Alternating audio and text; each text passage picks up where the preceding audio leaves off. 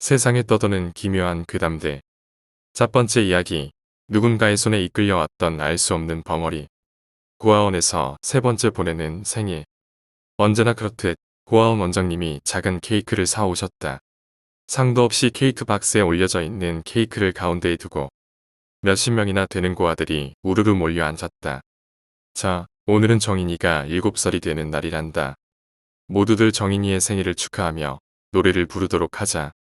작디작은 아이들의 똘망똘망한 눈빛은 케이크로 향한 채 조그만 입을 열어 노래를 부르기 시작했다. 생일 축하합니다. 생일 축하합니다. 사랑하는 정인이 생일 축하합니다. 노래가 끝나고 나는 조심스럽게 케이크의 촛불을 향해 입김을 불었다. 작은 입바람에도 꺼져버린 초들은 무심히 뽑혀버리고 아이들은 양손을 가지런히 모아 원장님이 나눠주시는 케이크 조각을 챙기기에 바빴다. 그러다 문득 원장님이 일어나 입을 열기 시작했다. 잠시만, 얘들아, 오늘은 너희들의 새로운 친구가 백심 고아원으로 오게 되었단다. 모두들 환영해 주도록 하자. 아이들은 원장님의 말을 듣는 둥 마는 둥 케이크에 정신이 팔려 있었고 원장님이 소개해 주신 아이는 말없이 고개를 숙이고 있었다. 그 아이가 불쌍해 보여서였을까. 케이크 조각 중 가장 큰 조각을 가진 나는 그 아이에게 케이크를 반으로 떼주었다. 자, 이거 먹어. 그 아이가 고개를 들어 나를 쳐다봤다. 기죽어 있던 아이의 표정이 마치 구세주라도 만난 듯 얼굴이 환해졌다. 그때 미소 짓는 그 아이의 얼굴은 마치 아기 천사처럼 해맑고 순수해 보였다. 잠시 동안 멍하니 그 아이의 미소를 감상하다가 이내 우리 둘은 케이크를 허겁지겁 먹기 시작했다. 단숨에 케이크를 해치워버린 우리는 시끌벅적한 방 한편에 나란히 앉았다. 예, 너는 이름이 뭐니? 나의 물음에 방금 보여줬던 미소와는 달리 고개를 푹 숙이고 있는 그 녀석. 내 이름은 이승선이야. 이승선. 이승선. 멋진 이름이구나. 반가워. 내 이름은 한정인이야. 내가 내민 손에 놀란 것일까? 흠칫하며 나를 놀랍게 쳐다보는 승선이. 뭐해? 팔 아파. 손은 잡아줘야지. 승선이는 고개를 좌우로 흔들다가 내 손을 잡아줬다. 그렇게 우리 둘은 만나게 되었고 그 후로 나는 승선이의 아기 천사 같은 첫인상에 끌렸을까. 승선이와 많은 시간을 보내며 둘도 없는 친구가 되었다.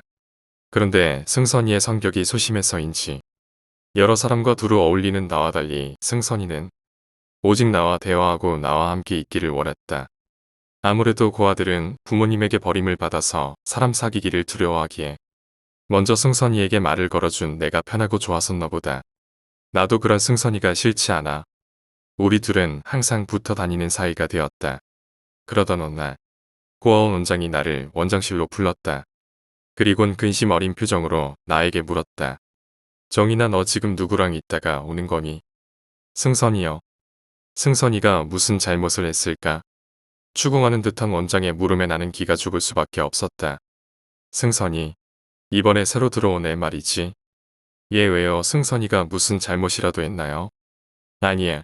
인정아, 혹시 요즘 항상 걔랑 붙어 다니는 거니? 얘 뭐가 잘못되었나요? 아니야, 보기 좋아서 그래. 살짝 미소 짓는 원장의 표정에 나는 한결 편해질 수가 있었다. 이제 어서 가서 놀아. 사고 치지 말고 괴짜 녀석아. 쳇, 제가 그 녀석을 괴롭힐까봐 그런 거예요. 절대 안 그래요. 승선이가 얼마나 착한데. 그리고 저 요즘에 사고도 안 치고 다닌다고요. 나는 입을 내밀고서는 원장실을 나갔다. 그런데 문 밖을 나가니 승선이가 걱정 어린 표정으로 나를 기다리고 있었다. 야, 원장님이 내가 너 괴롭히는 줄 아나 보다. 웃긴다 진짜. 아니야, 네가 날 괴롭히는 건 아닌데. 신경 쓰지 마. 우리만 아니면 됐지. 나의 말에도 승선이는 신경이 쓰인 듯 자꾸 미간을 좁히고 있었다. 녀석, 웃을 때는 천사 같더니 인상 찡그린데 진전문네. 그렇게 우리는 취침 시간이 돼서 방에 이부자리를 펴고 나란히 누웠다. 조용한 방 안에서 아이들은 하나 둘씩 잠에 빠져들었고 나 또한 눈꺼풀이 무거워져 갔다. 정인아. 왜 나 잘 거야. 정인아, 나랑 잠시 얘기 좀 하면 안 돼? 왜? 뭔데 얘기해. 여기서 말고 단둘이 이야기할 수 있는 곳으로. 뭔가 비밀이라도 있는 듯 승선이는 나에게 뭔가 이야기해 주려고 했었다. 아, 잠 오는데. 알았어. 어디에서 얘기할 건데? 옥상으로 가자, 옥상으로. 응, 알았어, 가자. 옥상으로 올라가게 된 우리는 밤하늘에 반짝이는 별들을 쳐다보며 얘기를 나눴다. 정인아, 내가 원래 살던 곳은 저기 별들이 여기보다 훨씬 많고 더 밝아 보여. 승선이 너 촌동네에서 살았나 보구나. 그게 아니야. 또다시 심각해지는 승선이의 표정. 정인아, 나 이제 나 살던 곳으로 돌아가려 해. 그동안 정말 고마웠어. 가장 친하다 생각하는 친구가 날 떠나버린단다. 어린 마음에 나는 승선이에게 화낼 수밖에 없었다. 가긴 어딜 가. 부모님이 너 찾아오기라도 하는 거야. 도대체 왜 날 떠난다는 거야. 아니야, 정인아, 사실 나 천사야, 천사. 천사. 웃는 모습이 천사 같긴 하지만 이 녀석 미쳤나 보다. 아, 친구 녀석이 미쳤을 때는 어떻게 해줘야 하는 거지? 승선아, 그게 말이라고 하는 거니? 그러면 지금 하늘나라로 떠난다는 거야? 응, 나 가야 돼. 갈 시간이 됐어. 승선이의 진지한 표정에 나는 웃음기가 사라지고 승선이가 어떻게 될까봐 걱정이 되기 시작했다. 바보야, 천사는 없어. 가긴 어딜 가. 나랑 같이 있어. 미안, 나 하늘나라로 가야 돼. 미안해, 정인아. 다음에 네가 하늘나라 오면 내가 기다리고 있을게. 안녕. 그때였다. 승선이가 옥상 난간을 밟고 뛰어내리더니 등 쪽에서 양갈래의 깃털들이 돋아나며 날개가 펼쳐졌다. 그리곤 해맑은 아기 천사 미소를 짓고 나에게 손을 흔들며 하늘나라로 날아가 버렸다. 그 모습이 너무 아름다워서였을까. 나는 그 모습에 취해 이내 정신을 잃고 말았다. 정인아. 희미하게 들리는 목소리. 분명 낯익은 목소리인데 누구지? 정인아, 일어났니? 살며시 눈을 떠보자 원장님이 나의 눈앞에 있었다. 승선이는요? 가버렸죠. 하늘나라로. 그 녀석 역시 천사였어. 나쁜 놈 친구 놔두고 가버리다니. 기다리고 있어. 승선아, 나도 언젠가 널 만나러 갈 테니까. 그 말을 하고 나는 무겁게 내려오는 눈꺼풀에 또다시 잠이 들고 말았다. 최성훈 소아 전문의. 의사방으로 보이는 듯한 곳에 두 남자가 마주 앉아 이야기를 나누고 있다. 의사 선생님, 정인이가 왜 저러나요? 혹시 정신적으로 이상이 있는 건가요? 이번에 고아원 친구가 죽는 걸 목격했으니 그럴 만도 하죠. 시간이 지나면 괜찮아질 겁니다. 의사 선생님, 사실은 정인이가 예전부터 이상했었습니다. 고아원 원장으로 보이는 사내가 심각한 표정으로 말하기 시작했다. 의사 선생님, 이번에 죽은 그 아이와 정인이가 항상 같이 붙어 다녔는데 죽은 그 아이가 어떤 아이인지는 알고 계시지요? 네, 알고 있습니다.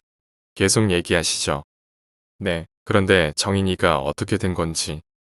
그 아이와 친하게 지냈는데 대화도 하는 것 같고 뭔가 이상해 보이더라고요. 심지어 그 아이 이름까지 부르면서요. 네.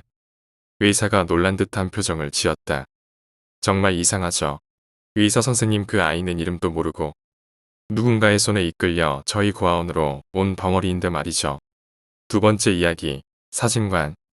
자, 모두 활짝 웃어주세요. 우와, 정말 잘 나왔네. 거기 뒤쪽에 미영씨, 좀 더 붙어주세요. 미영씨 때문에 다시 찍습니다. 하하하. 네, 딱 좋아요. 하나, 둘, 셋. 찰칵. 어둑했던 방을 잠깐 환하게 비추었던 플래시는 파악하는 소리와 함께 사라진다. 세 분 다 수고하셨습니다. 나는 풀어놓았던 짐을 주섬주섬 챙기고 있던 도중 미영씨가 다가와 사진이 잘 나왔냐고 묻는데 나는 가방에 넣어둔 카메라를 다시 꺼내기가 귀찮아 적당히 둘러대곤 정리를 마쳤다. 미영씨는 자신의 자리로 돌아가 시무룩한 표정으로 옆에 친구들과 이야기하는 게 보였는데 마음 한편이 무거워 내가 직접 다가가 사진을 보여주며 말했다. 미영씨, 걱정 마요. 정말 잘 나왔다니까요. 여기 사진 봐요. 진짜 이쁘게 나오셨네. 진아씨랑 은희씨도 진짜 이쁘게 나왔어요. 세 분은 정말 미인이라 사실 어떻게 찍어도 잘 나와요. 미인이라는 말에 부끄러워 고개를 들지 못하는 귀여운 아가씨들. 그녀들이 뿌듯해하는 모습을 보고 있으니 나까지 뿌듯해지는 것이 이 맛에 일을 한다. 나는 그녀들을 두고서 일찍이 가게를 나섰다. 오늘 무척 화사한 오후인데 하늘에 박혀있는 뜨거운 햇살이 기분이 좋지만은 않다. 벌써 등에 땀이 차기 시작했다.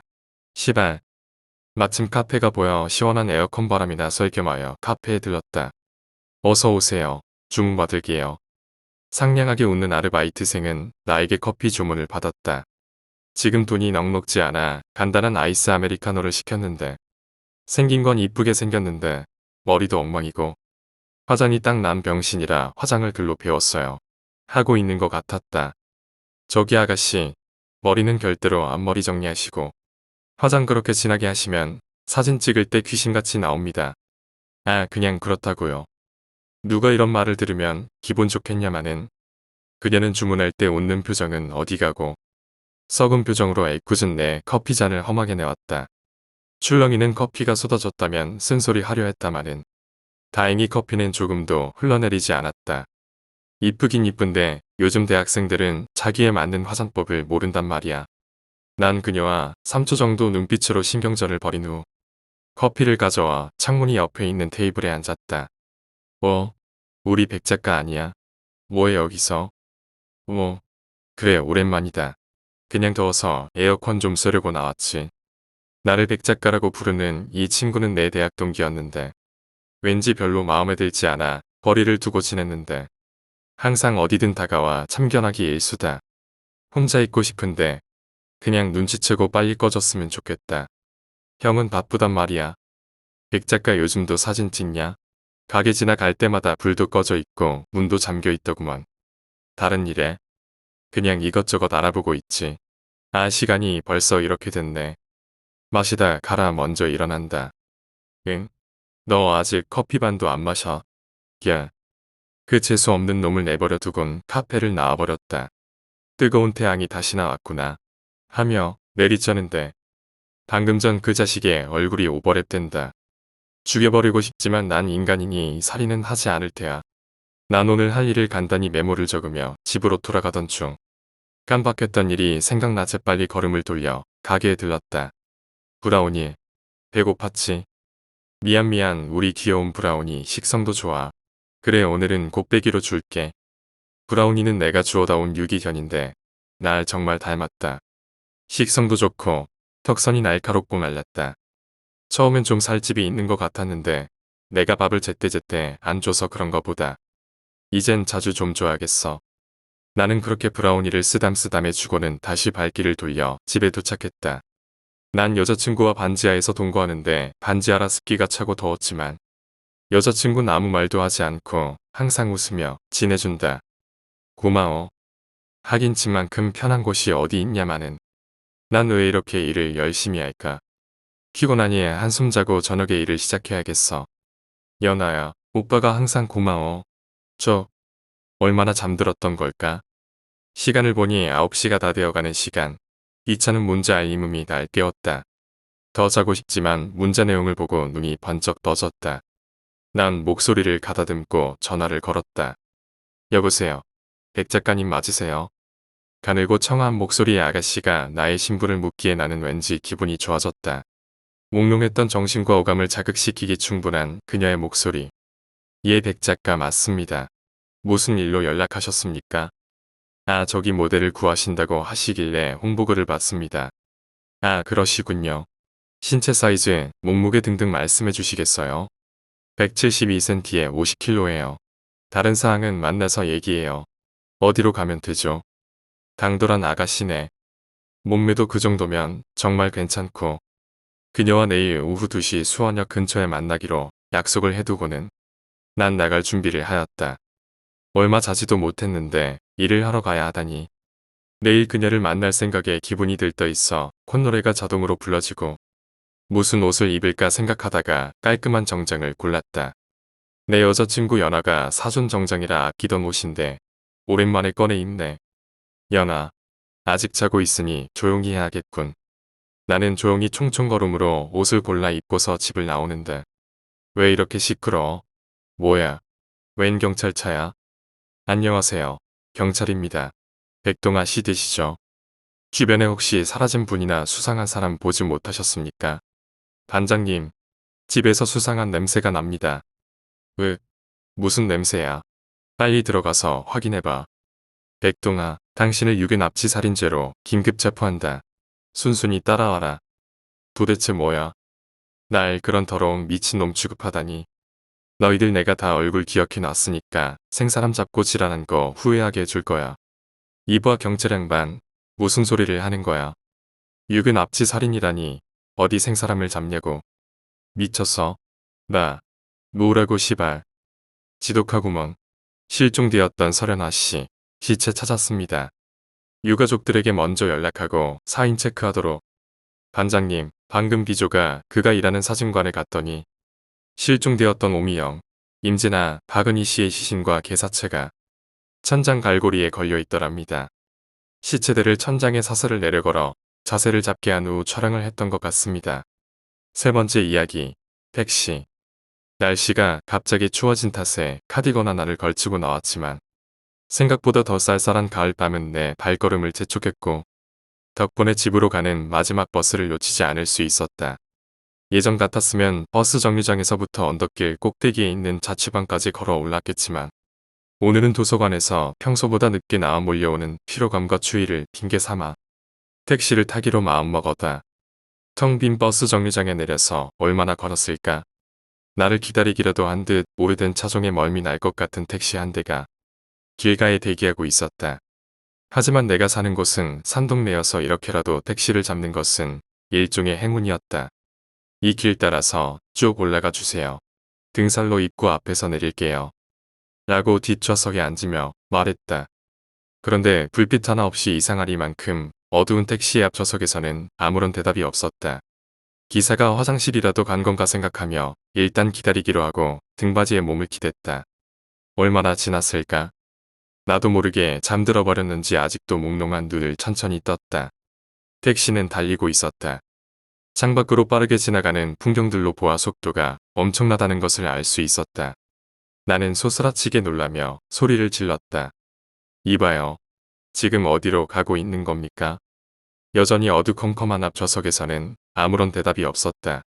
몸을 앞쪽으로 기울여 앞좌석을 확인해 보려 했지만 마음대로 되지 않았다. 몸이 움직이지 않았다. 있는 대로 소리를 질러보아도 아무런 반응이 없었다. 납치는 것일까? 겁에 질려 식은땀에 흠뻑 젖은 몸은 안간힘을 써도 좀처럼 움직이지 않았다.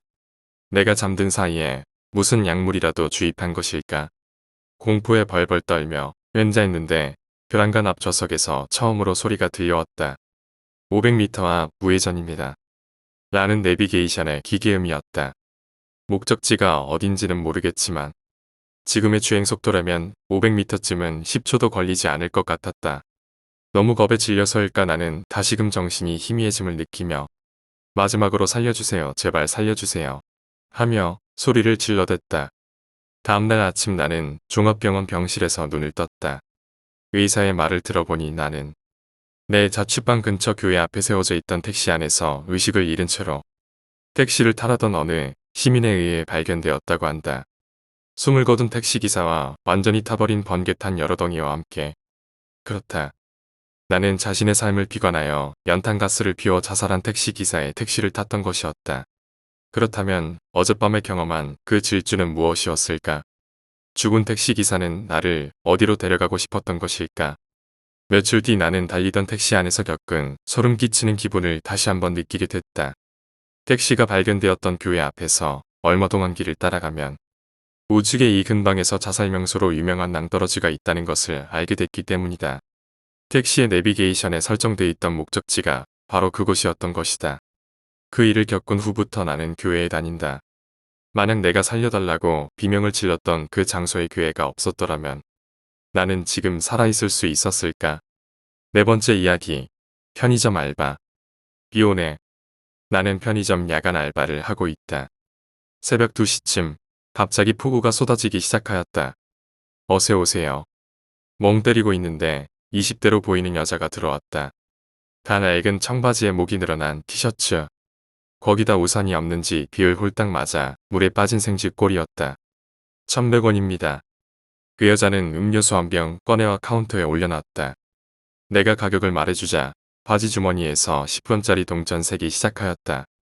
평소 같으면 신경질 나서 안 받는다고 짜증내겠지만 측은지심이 생겨나도 같이 세주었다. 200원이 모자라네요. 밤에 오실 때 주세요. 네. 200원이 모자라지만 너무나 안쓰러워 보여 그냥 주기로 했다. 200원 정도야 내가 채우면 되니까. 이거 남는 우산이에요. 쓰고 가세요. 네. 여자는 우산을 받아 매장을 나갔다. 고맙다는 말 한마디 없었지만 기분이 나쁘거나 하지 않았다. 불쌍하다는 생각만 들었다. 아침이 돼서 오전 근무자와 교대를 하고 집으로 가고 있는데 한 편의점 앞에 경찰이 잔뜩 모여 있었다. 무슨 일 생겨나요? 구경하고 있는 남자에게 물어봤다. 새벽에 근무 서던 아르바이트생이 살해당한 모양이에요.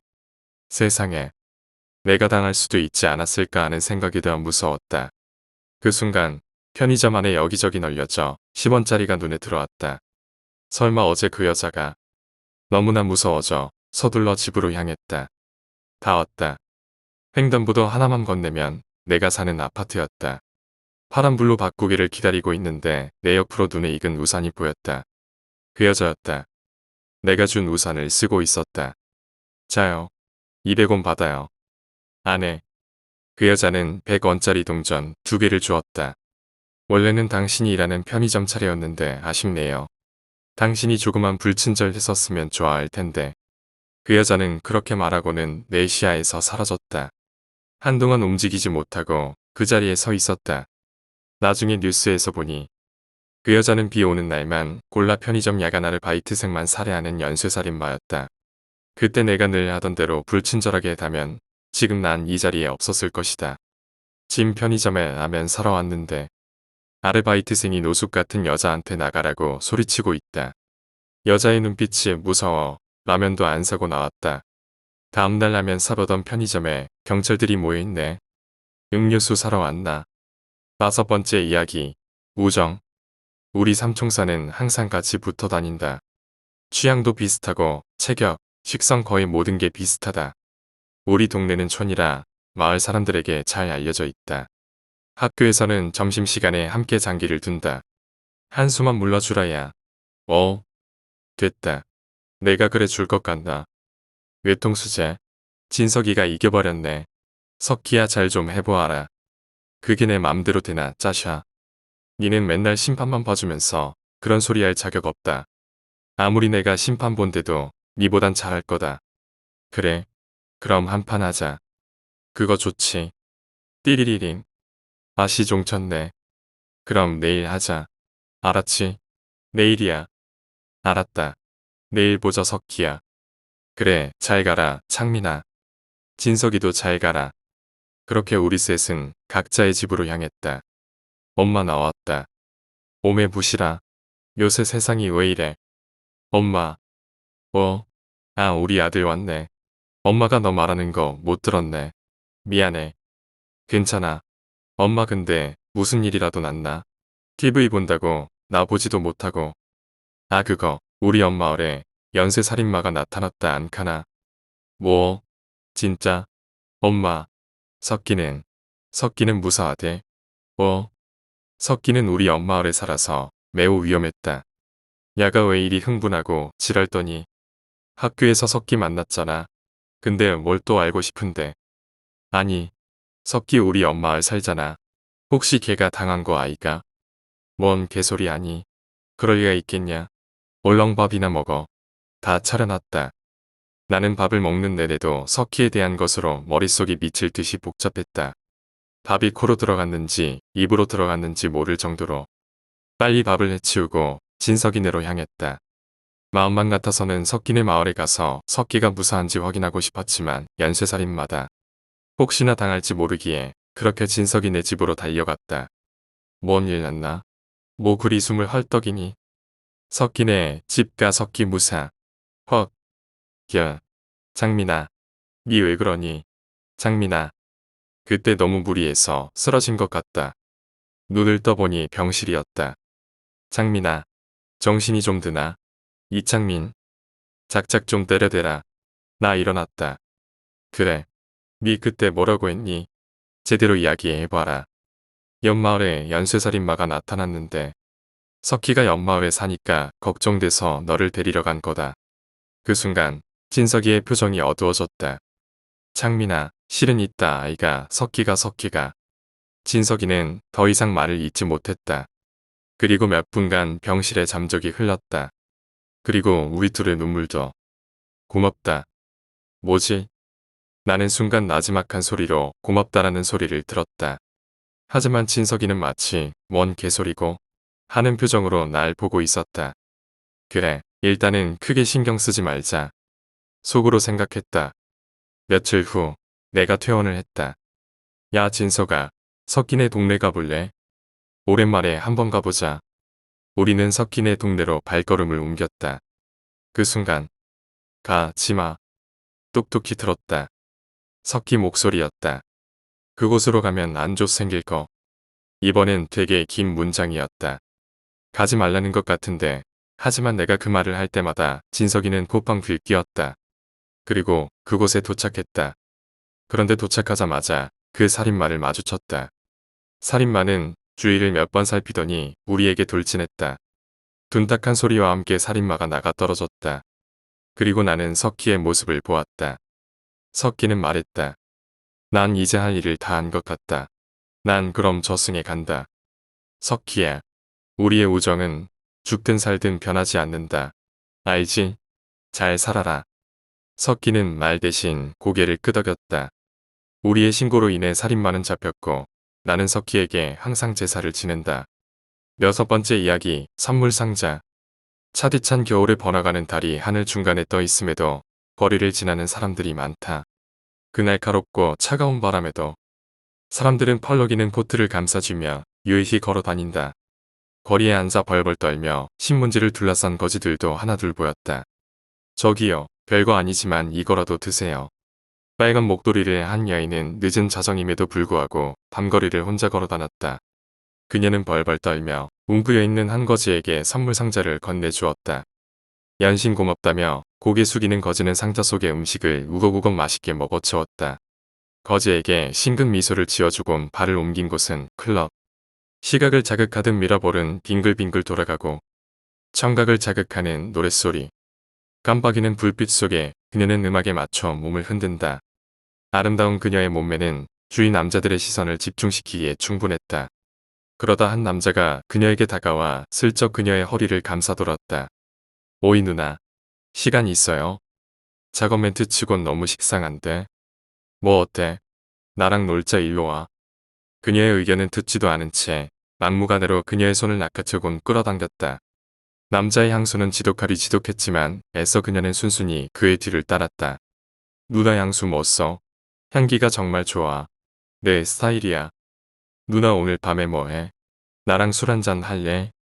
여지없는 그의 말에 귀여운 듯 미소로 대답하는 그녀였다. 꽤나 반반하게 생겨 여자 여럿 울릴 것 같은 외모의 그가. 그려도 내심 나쁘지만은 않은 듯하다. 이 차 갈까? 너 더 마실 수 있겠어?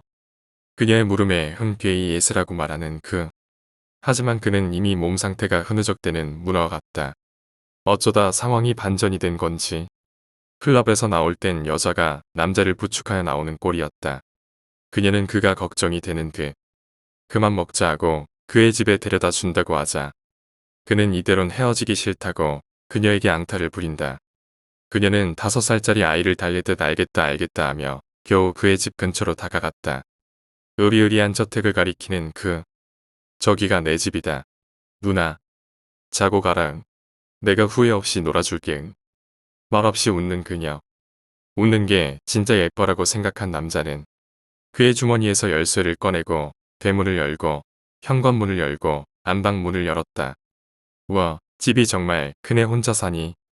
이제 슬슬 놀아야지 누나. 그녀는 그를 침대에 눕혔고 옆에 누워 천장을 바라보고 있으니 그의 손이 자꾸만 그녀의 몸으로 향했다. 그런 그의 손을 잡아 꺾어버리는 그녀. 아앙 뭐야 미쳤어? 바라카르는 그 남자를 너무나 쉽게 제압하는 그녀였다. 이후엔 그의 목에 주사기를 꽂아 넣더니 남자는 힘이 풀려 쓰러져 버렸다. 1시간 정도가 지나자 남자는 눈을 뜸과 함께 손과 발에 극심한 고통이 오는 것을 느꼈다. 이게 뭐야? 어떻게 된 거야? 날 살려줘. 온통 붉은 물감이 흩뿌려져 있는 어두운 방에서 남자의 흐느끼는 소리가 들려왔다. 조용히 좀 있어봐. 남자 새끼가 왜 이렇게 말이 많아? 지랄하면 고통만 더 심해질 거야. 두 손에 고무장갑을 끼고 이리저리 바닥을 둘러보며 자신의 떨어진 머리카락을 주워 담고는 한껏 기재개를 쭉 펴곤 그에게로 시선을 옮겼다. 그는 마치 예수라도 된 양 나른한 알몸으로 침대에 대자로 누워져서는 손과 발목에 큼지막한 대못이 박혀 있었다. 여자는 피가 묻은 옷을 벗어 자신이 가져왔던 비닐에 넣어두곤 그 남자의 옷장 속에서 하얀색 와이셔츠를 하나 꺼내어 입고는 그 남자에게 다가가 어떻냐고 물어본다. 고통 속에 울부짖는 그와 더러운 피자국은 그녀의 아름다운 웃음과는 전혀 어울리지 않았다. 그녀는 그가 의식을 잃으려 할 때마다 주사를 놓는다. 그러면 남자는 비명을 지르며 숨을 고르게 된다. 남자는 말할 기운도 없는지 반쯤 뜬 눈으로 그녀를 보며 눈물을 흘렸다. 살려줘 하는 그의 입모양을 멍하니 바라보는 그녀. 어젯밤 서울 어느 단독주택에서 또 살인사건이 일어났습니다. 피해자의 시신은 부분적으로 훼손되어 있었으며 특정 부위들을 가져간 것으로 보아 신종 인신매매로 보고 경찰은 수사하고 있다고 합니다. 뉴스 앵커의 차분한 목소리가 들려왔고 여자는 감흥이 없어 보이는 눈치다. 신종 인신매매라. 그나저나 넌 여자 몇 명이나 가지고 놀았어? 그녀의 물음에 아무 말하지 않는 그. 아무 대답을 하든 그에겐 살 수 있다는 가망이 없어 보였다. 그러자 그녀는 그의 손에 박혀있는 대못을 꾹 눌렀다. 3명이요. 3명. 제가 정말 잘못했습니다. 용서해주세요. 시발. 그는 죽여, 이 미친년아. 내가 그 따위로 해서 세상이 바뀔 것 같아. 넌 그저 미친 정신병자에 불과해. 이 시발년아. 죽일 거면 죽이라고. 하여간 남자들이란. 그녀는 TV를 꺼버리곤 그에게 다가갔다. 마지막으로 하고 싶은 말이 있냐는 그녀의 물음에 그는 나긋한 목소리로 말했다. 그녀는 힘없는 그의 목소리를 듣기 위해 쭈그려 앉아서 그의 얼굴 가까이 귀를 가져다 대었다. 야시나 처먹어 쌍년아. 그녀는 새벽 2시가 되어가는 시각 준비해뒀던 빨간색 목도리와 도도해 보이는 원피스를 입고 집을 나섰다. 아차. 그녀는 깜빡하고 두고 나온 조그마한 선물 상자를 가지고 나왔다. 7번째 이야기, 낙서. 낙서는 어디든 존재한다. 화장실 벽이나 도서관 책상이나 의자, 누구네 집 담벼락, 골목 구석구석 등등. 그 형태도 다양하다. 캐릭터, 얼굴 형태, 인체 대생, 손, 눈, 명언, 자기 암시, 누군가를 비방하는 욕 등등. 그리니까 의도했든 의도하지 않았든 낙서를 본 불특정 다수의 관람객들은 그림이와 간접적으로 마주하게 되고 이것은 여름에 파리가 앞을 지나간 것처럼 시시콜콜한 것으로 받아질 수 있겠지만 나 같은 경우에는 몸속 어디서부턴가 시작한 소름이 살가죽의 겉면을 타고 전신을 쓱 한번 훑고는 심장과 뇌를 잔뜩 긴장하게 만들었다. 소름이 지나간 찰나의 시간. 안녕. X야. 식은땀은 어느새 장마철 처마 끝에 떨어지는 빗물처럼 나 수진이야. 내가 많이 보고 싶어. 이마에서 턱 밑으로 뚝뚝뚝 떨어지고 있었다. 곧 갈게. 손수건으로 얼굴에 땀을 닦는다. 내 책상 자리에 흘린 땀도 닦아낸다. 주변의 학도들에게 최대한 방해가 되지 않게 빠르고 조용히 책과 짐을 챙겨 멀찌감치 자리를 옮기려 했으나 심장박동 소리가 너무 크다. 수진이란 이름은 흔한 여자 이름 중 하나여서 자신을 수진이라고 밝힌 낙서의 주인공이 박수진이 아닌 다른 사람일 수도 있다. X란 내 이름도 정말 흔한 남자 이름이기 때문에 낙서에서 인사를 건네고 있는 사람이 생각하고 쓴 그 이가 아닐 수도 있다. 둘은 아마 오랫동안 보지 못해 여자가 도서관에서 공부를 하던 중 문득 그 남자가 떠올라 보고 싶은 마음을 낙서로 풀어버린 것이다. 이렇게 결론을 내린 나는 이제 냉정하게 이성을 찾고 적당한 곳에 자리를 잡아 풀다만 수학 문제를 마저 풀려 했으나 허겁지겁 집으로 내달린다. 자리를 옮기기 무섭게 또 이런 낙서가 보였기 때문이다. 피하지 마. 수진이와 나는 처음 사귄 시간으로부터 보면 아주 소꿉친구였다. 우리는 말이 없었다. 가슴이 느끼는 희로애락에 상관없이 항상 말이 없었다. 무침성이 없고 극히 소심했던 우리는 벙어리는 아니었지만 누가 봐도 벙어리였다. 동네 아이들에게 괴롭힘을 당하기 딱 좋은 성격이었다. 아이들에게 잡히면 맞았다. 이유 없이 괴롭힘 당하는 건 참을 수 있었지만 찢긴 귀와 입술을 엄마에게 보여주는 건 죽기보다 싫었다. 하나밖에 없는 엄마 눈에서 눈물만 흘리게 하는 게 너무 미안했다. 그래서 필사적으로 아이들을 피해 동네 방방곡곡으로 도망다니는 게 나와 수진이의 하루 일과였다. 에쿠어미의 벙어리 새끼. 엄마가 일을 하러 간 사이 나는 집에 있을 수 없었다. 우리 집이 아이들의 낙서와 분비물로 지저분해지는 게 싫었다. 할머니와 단둘이 옥탑방에서 살던 수진이는 나와 같이 동네를 뛰어다니며 할머니 눈에 여느 또래 아이와 다름없이 밖에 나가서 잘 뛰어노는 아이로 보이길 원했다. 동네에서 우리 둘의 별명은 약골 부부였다. 우리는 동네 아이들에게는 낯선 비밀의 장소를 많이 알고 있었다. 아이들은 놀만한 곳을 찾아 동네를 탐험했지만 우리는 숨을 만한 곳을 찾아 동네를 헤맸기 때문이다. 아이들은 동네 공사판 이중 담벼락을 넘으면 넓은 잔디 공터가 존재한다는 것을 몰랐다. 그곳에 수진이와 같이 나란히 누우면 바람이 불어 땀을 식혀주었다. 아이들이 그렇게 찾아다니던 새끼 고양이는 보통 가정집과 가정집 사이가 아닌 아이들이 쳐다보기도 무서워하는 김신의 폐가 안에 곤히 자고 있었다. 동네 체육공원 축구장과 이어지는 산책로 아래를 잘 뒤져보면 누군가 떨궈놓고 주워가지 않은 쓸만한 공이 많이 있었으나 우리는 공놀이를 즐겨하지 않았다. 아이들은 공 소리에 예민했다. 피리 부는 소년이 피리 연주를 하자 사방에 숨어있던 쥐들이 기어나오듯이 아이들이 헛소리를 따라 불목 여기저기서 기어나왔기 때문이다. 수진이가 뛰다가 넘어질 때도 있었다. 그때마다 나는 필사적으로 그녀를 보호하지 못했다. 맞설 용기가 없었다. 그녀가 넘어지면 나도 따라 넘어져 해코지를 같이 당했다. 내가 넘어질 때도 있었다. 놀랍게도 그때마다 그녀는 필사적으로 나를 지켜내려 했다. 프랑스의 침범한 영국군을 몰아내는 잔다르크를 보는 것 같았다. 그러면서도 같이 있을 땐 조용하고 온순한 수진이가 좋았다. 우리는 아이들에게 들리지 않게 대화하는 법을 터득했다. 진짜 벙어리인 사람처럼 글과 그림으로 대화했다. 동네 구석구석 우리들의 대화 내용이 낙서처럼 적혀 있었다. 수진이는 토끼를 참 잘 그렸다. 그릴 땐 꼭 한 마리를 그리지 않고 두 마리씩 그렸다. 수진이가 토끼를 그리고 있으면 나는 옆에서 풀을 그렸다.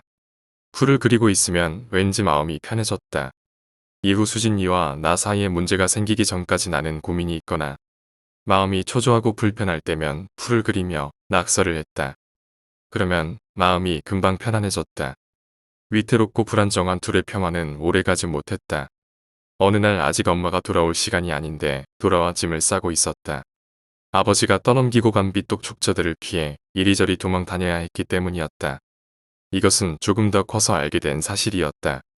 나는 피난 가듯 서둘러 동네를 떠버렸기 때문에 수진이와 제대로 된 인사 한번 하지 못하고 우리는 그렇게 헤어졌다. 학생이란 신분을 달자마자 무섭게, 전학생이란 꼬리표가 늘 따라다녔다. 시선은 곱지 못했다. 나는 정말 싸움을 싫어하는 사람이었으나 어느 동네를 가든 서열의 가장 아랫놈부터 윗놈까지 차례대로 거하게 한판 신고식을 치러야 했다. 나는 자연스럽게 때리고 맞는 깡이 생겼고 별로 다부지지 못한 체격임에도 불구하고 어릴 적 약골 타이틀에서 벗어나 항상 상위 서열에 위치했다. 머리 아프게 펜 굴리는 것보다 힘껏 주먹 한 방 날리면 모든 문제가 시원하게 해결되던 그때가 그립기도 하다. 그렇게 이사를 다니다 근 10년 만에 수진이가 살던 동네에 돌아왔다. 남들 눈엔 낙서로 보였을 어린 수진이와의 대화들이 여전히 이곳에 남아있을까 했지만 다 닳고 떨어져 나가 흔적조차 찾을 수 없었다. 수진이도 다른 동네로 이사를 갔겠지 하며 단념했다. 이젠 별로 설레지도 않는 새로운 학교 학생들과의 첫 대면 시간. 선생님의 인솔을 따라 교실 안으로 발을 디뎠을 때 수진이가 보였다. 그때 뛴 심장이 아직까지 요동치는 것 같다. 우연이라 해도 너무 무서운 해프닝. 어제 도서관에서 본 낙서가 머릿속에 선명했다. 교실에 있는 학교 책상에 앉기가 꺼려졌다. 어제 같은 낙서를 또 보게 될까봐 마음을 졸였다. 짝꿍 책상까지 구석구석 살펴본 뒤에야 낙서가 없는 것을 확인하고 자리에 앉았다. 수진이는 어느새 내 옆에 와서 공책에 토끼 그림을 그리고 있다. 수진이는 예쁘게 자랐다. 성격은 어릴 때처럼 병적으로 소심하고 조용하지 않지만 차분하고 다소곳했다. 마지막 토끼의 전체적인 실루엣이 잡힐 때쯤 그녀가 입을 연다. 있잖아, 만약에 아기가 생긴다면 이름을 뭘로 하고 싶어? 나는 깜짝 놀라 묻는다. 갑자기 무슨 소리야? 여자애라면 다솜이, 새별이, 아라 같이 예쁜 순우리말 이름이 좋을 것 같고 남자애라면 외자 이름이 멋질 것 같아. 준, 혀, 강, 같이 강해 보이는 왜 있잖아 순정 만화 같은 데서 왜 갑자기 아기 얘기를 꺼내는 거야? 불안하다. 그녀는 자기가 하고 싶은 말을 돌려서 말하는 습관이 있다. 앞 뒷발과 발톱이 그려지고 있다. 성격은 우리와 달랐으면 좋겠어. 조용한 성격이 싫은 건 아닌데 어릴 때 우리가 겪었던 아픔을 또 겪게 될까봐 울목대장처럼 강하고 활발한 아이였으면 좋겠어. 눈이 완성되고 두 마리 큰 토끼 사이에 작은 새끼 토끼 한 마리가 날 쏘아보고 있다. 어떻게 해야 좋을지 모르겠어. 내가 하고 싶은 말. 7주 정도 됐대. 그녀의 시선을 외면한 채 말한다. 약 안 먹고 뭐 했어? 너무 차갑게 말했다. 마음속의 불안과 짜증 이 말로 그대로 전해진다. 미안해. 미안하다니. 너무 착하다. 그래서 더욱 짜증이 난다. 지울 생각 없다고. 낳아서 키울 거라고. 남자가 비겁하게 내빼지 말고 가장의 책임을 다하라고. 너의 어머니한테 직접 연락을 드리겠다고. 이렇게 독하게 나와줬으면 어떻게든 방법을 찾을지도 모른다. 하지만 지금은 마냥 도망쳐버리고 싶다. 생각 좀 하고 내일 다시 얘기하자. 내일은 없다. 나는 이 일에 대해서 계속 미루다 그녀를 버리고 다른 곳으로 이사가 버릴 것이다. 연락처를 바꾸고 그녀와 연관된 모든 인맥을 끊고 미니홈피, 메신저, 메일 등 사이버상으로도 그녀와 닿을 수 있는 모든 경로를 없앨 것이다. 또 한 번 그녀를 혼자 내버려 두고 도망칠 것이다. 착하고 여린 그녀가 시련의 아픔을 참지 못하고 목숨을 끊고 귀신이 되어 날 찾아온다 해도 허리띠가 서늘했다. X야 타투했네. 남자 타투치곤 너무 귀여운데. 수근거리는 소리에 잠을 깼다. 그 낙서 때문에 밤을 너무 설쳤던 터라 하루 종일 잠이 쏟아졌었다. 개슴츠레 눈을 뜨고 주위를 살펴보기 전에 책상부터 살펴봤다. 다행히 낙서는 보이지 않았다. 너 타투 언제 했었냐? 내 등 뒤 셔츠 밑단을 위로 들추고 있던 친구가 말했다. 타투? 아니 나 그런 거 안 했어. 무슨 소리야 토끼 타투. 레터링까지 했네. 내가 느껴져. 이렇게 가까이 왔잖아. 그다. 살면서 처음 느낀 최고의 공포감. 냉탕에 뛰어든 듯 전신의 살가죽이 수축되고 머릿속이 하얘졌다. 얼굴이 하얗게 지이고 입술이 불에 그을린 듯 바짝 말라붙었다. 온몸에 핏기가 쫙 빠진 듯 힘이 들어가지 않았다. 꼼짝도 못했다. 거대한 토끼의 발이 나를 깔아뭉개고 있는 것 같았다. 괜찮아, 임마. 어디 아파? 너 완전 하얗게 질려서. 친구가 어깨를 툭 치니 겨우 정신이 들었다. 피할 수 없었다. 그녀는 내게 대화를 걸어오고 있는 게 분명해졌다. 어릴 적 나눴던 대화 방식으로 친구와 헤어지고 집에 이르기까지 생각했다. 이대로 계속 도망칠 순 없었다. 그녀가 나에 대해 복수를 생각한다면 낙서를 통해 접근하기보단 흉하고 나쁜 사건 사고를 통해 접근했을 것이다. 그녀는 어쩌면 나와 순수한 대화를 바라고 있는지도 모른다. 집에 도착하자마자 책상에 스탠드를 켜고 새 노트의 포장지를 뜯었다. 첫 페이지에 이렇게 써놓았다. 고 박수진과 EX의 대화 노트. 수진아, 그녀를 불러보았다. 대화를 하고 싶었지. 미세한 가루 입자가 작은 점을 이루고 점이 늘어지더니 H촌의 연한 선이 그려졌다. 여러 개의 선이 그어지고 선끼리 만나다 보니 토끼 모양의 실루엣이 나왔다. 그녀는 토끼를 그려내고 있었다. 어디선가 그녀의 허밍 소리가 들리는 것 같았다. 다리가 생기고 발과 발톱이 붙고 부드러운 털이 자라나고 입과 코와 투명한 눈이 자리 잡았다. 토끼 하나를 다 그려내고 나서야 그녀의 입이 열렸다. 우리가 다시 만났을 때. 그러니까 너는 전학생이 되어서 우리 반 칠판에 내 이름을 써놓고 자기소개를 하고 있고 나는 속으로는 너무 놀라 당장에 내 이름을 외치며 교탁 앞으로 뛰쳐나가고 싶지만 주위의 눈 때문에 내가 내 옆자리에 가방을 걸어놓을 때까지 눈만 둥그랗게 뜨고 있을 때 그때 막상 그립던 널 가까이서 보니 반가운 마음보단 미운 마음이 먼저였어. 나는 동네 곳곳에 있는 우리들의 낙서가 바람에 날아가고 빗물에 지워지고 하는 것을 보면서 혼자 도망 다녔지. 외로웠어. 넘어져도 같이 해코지를 당해줄 친구가 가버린 거야. 용기를 내서 동네 아이들에게 덤빌 수 있게. 악바리 탈을 쓰게 해준 소중한 친구가 가버린 거야. 사실 내가 떠난 뒤로 동네의 새로운 비밀 장소를 세 곳이나 더 발견했지만 흥미롭지 않았어. 내가 같이 없어서니까. 그런데 말이야, 난 널 미워하면서도 무척 사랑했어. 그러니까 다 용서해 줄 수 있었어. 난 너에게 뭐랄까 낙서 같은 존재였던 거야. 한때는 꽤 몰입해서 정성을 들이다가 미련 없이 떠나버릴 수 있는. 그러다 바람에 빗물에 지워지면 그대로 그냥 잊혀버리는. 그래도 말이야. 너한테 그런 존재라도 되어줄 수 있다면 나는 기쁜 걸. 나는 놓을 수밖에 없었다. 죄책감이 솟구쳤다. 너무 미안했다. 이렇게 해도 이미 늦은 거라 생각하면서도 미안해라고 계속 써내려갔다. 그녀에 관한 모든 게 후회됐다. 동네 아이들의 해코지로부터 그녀를 지켜주지 못한 것, 작별 인사를 하지 못한 것, 그녀와의 연애를 가볍게 판단한 것, 그녀의 인생 중 최고의 순간을 축복해주지 못하고 잔인하게 대하고 매정하게 떠나버린 것. 그런데 그래도 아직까지 약간 얄미운 게 있다. 작별 인사는 해주고 가지 그랬어. 지금 하기엔 너무 늦었다. 지금 하기엔 너무 늦어버린 걸.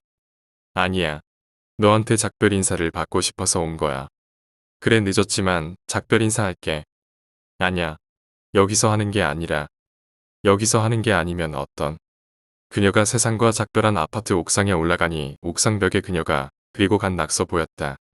나는 그 옆에 먹음직스러운 풀을 정성을 다해 그려준 것으로 그녀가 말한 작별 인사를 마쳤다. 나는 아직도 마음이 편안해지길 바랄 때면 풀을 그리며 낙서를 하곤 한다. 토끼 3마리가 오순도순 풀을 뜯으러 오길 기대하면서